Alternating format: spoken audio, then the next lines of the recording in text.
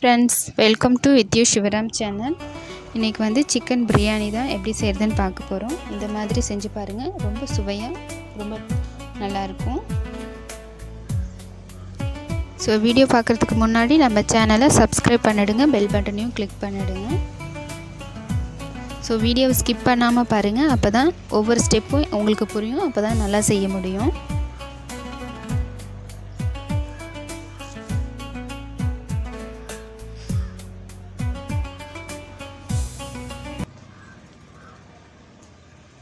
இந்த மாதிரி ஒரு முறையாவது செஞ்சு பாருங்கள், கண்டிப்பாக ரொம்ப நல்லாயிருக்கும்.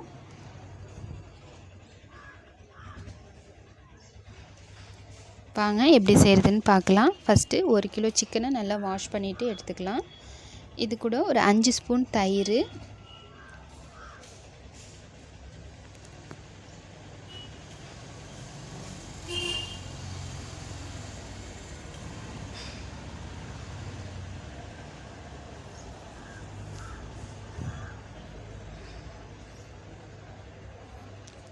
அரை டீஸ்பூன் மஞ்சத்தூள், 1 டீஸ்பூன் குழம்பு மிளகாய்த்தூள். உங்களுக்கு காரம் அதிகமாக வேணும் அப்படின்னா நீங்கள் இன்னும் கொஞ்சம் கூட குழம்பு மிளகாய்த்தூள் அதிகப்படுத்தி சேர்த்துக்கலாம். இப்போ இதெல்லாம் நல்லா சேர்த்துட்டு நல்லா கலந்து விட்டு வச்சுக்கலாம்.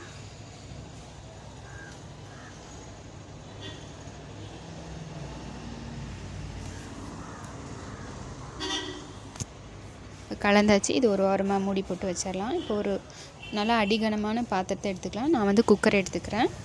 ஸோ 2 ஸ்பூன் தேங்காய் எண்ணெய், 2 ஸ்பூன் நெய், 2 ஸ்பூன் கடலெண்ணெய் அல்லது கோல்டு வின்னர் எது வேணால் சேர்த்துக்கலாம். கொஞ்சம் பிரியாணி கொஞ்சம் அந்த எண்ணெய் வந்து அதிகமாக சேர்த்தா தான் நல்லா டேஸ்ட்டாக இருக்கும்.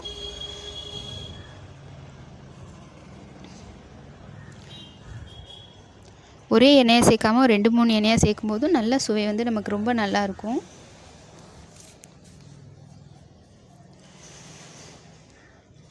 இப்போ பட்டை, கிராம்பு, பிரிஞ்சி இலை, சோம்பு, கசகசா, கரிஞ்சீரகம் இதெல்லாம் வந்து ஒரு பேக்கெட்டில் பிரியாணிக்கு போடுறதுக்குன்னே இருக்குது. இந்த மாதிரி கடையில் கேட்டு பார்த்திங்கன்னா கிடைக்கும். ஸோ இதெல்லாம் இப்போ வந்து சேர்த்துக்கலாம். பட்டை, கிராம்பு, ஏலக்காய், ஸ்டார் சோம்பு, கசகசா, கரிஞ்சீரகம் இதெல்லாம் நல்லா பொரிஞ்சதையும் நான் வந்து 6 பெரிய வெங்காயம் எடுத்திருக்கேன். எனது வந்து சின்ன சைஸ் பெரிய வெங்காயம் அப்படிங்கிறதுனால 6 எடுத்திருக்கேன். உங்களுக்கு பெரிய சைஸாக இருக்குது அப்படின்னா நீங்கள் 4 பெரிய வெங்காயம் கூட சேர்த்துக்கலாம். சேர்த்துட்டு இதை நல்லா கோல்டன் ப்ரௌன் மாற வரைக்கும் நல்லா வதக்கி விட்டுக்கலாம். இது கூட நடுவில் கீறி விட்டுட்டு ஒரு பச்சை மிளகாய் சேர்த்துக்கலாம். பச்சை மிளகாய் சேர்க்கும்போது அதோடய ஃப்ளேவர் வந்து ரொம்ப நல்லாயிருக்கும். ஸோ நல்லா வந்து வதங்கிருச்சு வெங்காயம்.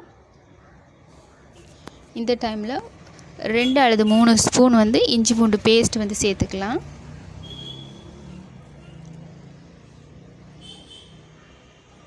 இஞ்சி பூண்டு பச்சை வாசனை போகிற அளவுக்கு நல்லா வதக்கி விட்டு எடுத்துக்கலாம். ஒரு 5 நிமிஷம் வதக்கினா போதும், நல்லா பச்சை வாசனை போயிடும். இப்போ 2 சின்ன தக்காளி வந்து நான் வந்து மீடியம் சைஸ் தக்காளி 2 எடுத்திருக்கேன். அதை நல்லா பொடியாக கட் பண்ணிவிட்டு அதையும் நல்லா சேர்த்துட்டு நல்லா வதக்கி விட்டுலாம்.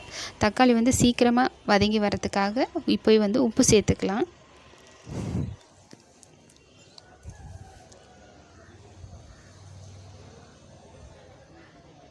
இப்போ நல்லா தக்காளி வந்து நல்லா வதங்கி வரட்டும்.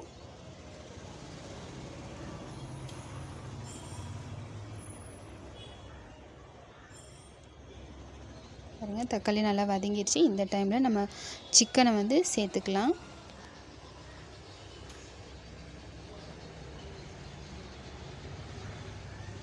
இந்த டைமில் பிரியாணி மசாலா 1 ஸ்பூன் சேர்த்துக்கலாம். பிரியாணி மசாலா 1 ஸ்பூன் போதும்.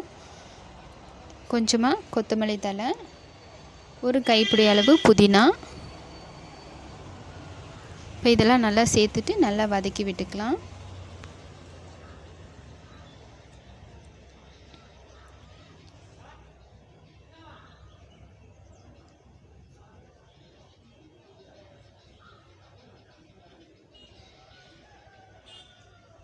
இப்போ இது எல்லாமே நல்லா வதங்கி வரட்டும். அது வரைக்கும் நம்ம மூடி போட்டுட்டு நல்லா ஒரு 2 நிமிஷத்துக்கு ஒரு தடவை 2 நிமிஷத்துக்கு ஒரு தடவை இடையில வந்து நல்லா கலந்து விட்டுக்கலாம். ஸோ நம்ம கறி வந்து நம்ம வதக்கிறதுலேயே 3/4 வெந்துடணும். அந்தளவுக்கு நம்ம நல்லா வதக்கி விட்டு எடுத்துக்கலாம்.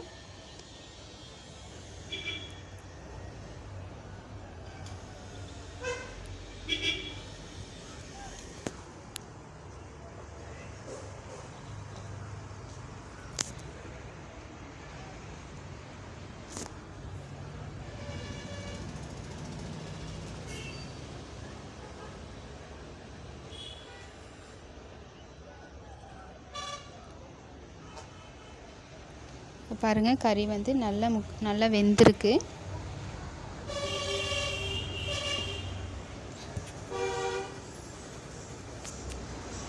நம்ம மூடி போட்டு வச்சு அடிக்கடி கிண்டி விடும்போது கறி வந்து சீக்கிரமாகவே வெந்துடும். ஓப்பனில் வச்சு வேக வைக்கிறத விட நம்ம மூடி போட்டுட்டு வேக வைக்கும்போது சீக்கிரமாக வெந்துடும். இப்போ கறி நல்லா வெந்துருச்சு. இந்த டைமில் நம்ம தண்ணி சேர்த்துக்கலாம்.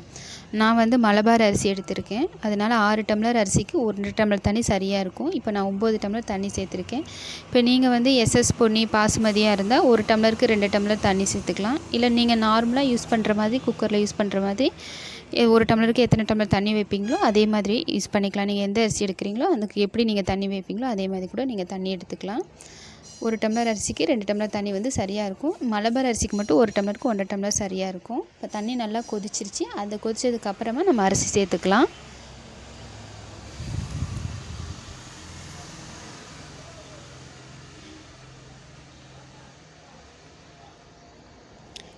இப்போ அரிசி வந்து நல்லா சேர்த்துட்டு இந்த டைமில் உப்பு பார்த்துட்டு உப்பு சேர்த்துக்கலாம்.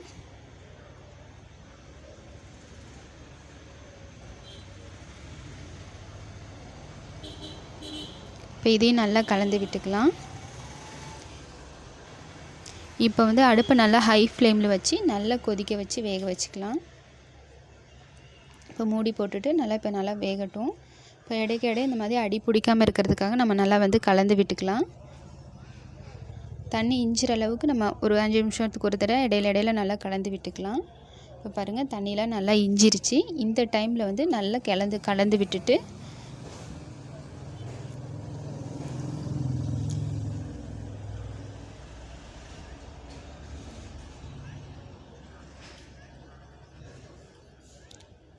ஒரு ஸ்பூன் நெய், ஒரு கைப்பிடி அளவு கொத்தமல்லி இதையும் சேர்த்துட்டு மூடி போட்டு மூடிடலாம். இப்போ மூடி போட்டு மூடிட்டு வெயிட்டரையும் போட்டுடலாம். அடுப்பை வந்து லோ ஃப்ளேமில் வச்சு ஒரு 5 நிமிஷம் மட்டும் வச்சா போதும். நம்ம நல்லா தண்ணி இஞ்சினதுக்கு அப்புறம் தான் இது செய்கிறோம்.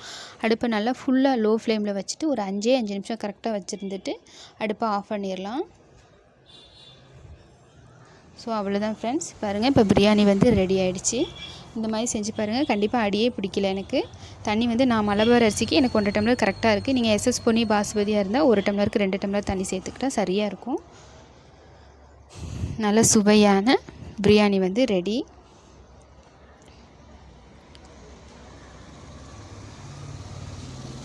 ஸோ நீங்களும் இதே மாதிரி ட்ரை பண்ணி பாருங்கள். கண்டிப்பாக இந்த சுவை வந்து ரொம்ப நல்லாயிருக்கும். வீடியோ பிடிச்சிருந்தால் லைக் பண்ணுங்கள், ஷேர் பண்ணுங்கள், மறக்காமல் நம்ம சேனலை சப்ஸ்கிரைப் பண்ணுங்கள்.